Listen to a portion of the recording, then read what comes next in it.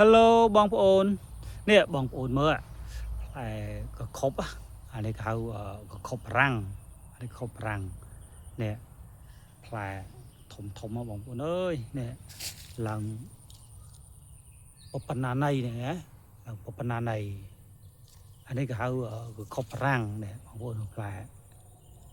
នេះហៅខប់រាំងមកតងវា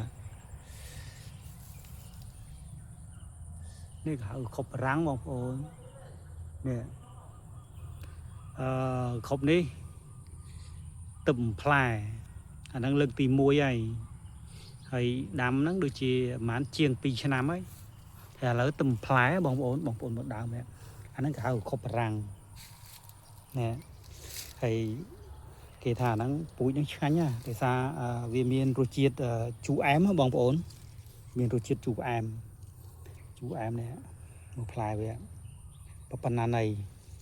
ប៉ិនអត់ទាន់ដឹងថាមានរសជាតិមិនទេ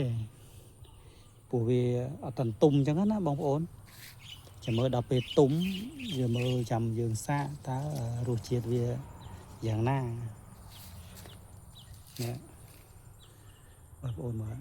ស្លឹកតែនេះចាប់ដើមក្តឹបមកទៀតនេះចាប់ដើមក្តឹបមកទៀតណានេះផ្លែ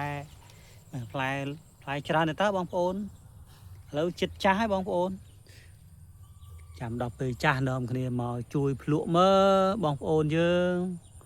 មកជួយភ្លក់មើលនេះមកផ្លែច្រើនទេតើជួយភ្លក់បេះវាមើលភ្លក់តើវាមានរសជាតិមិនដែរបាទអរគុណច្រើនបងប្អូនបាយ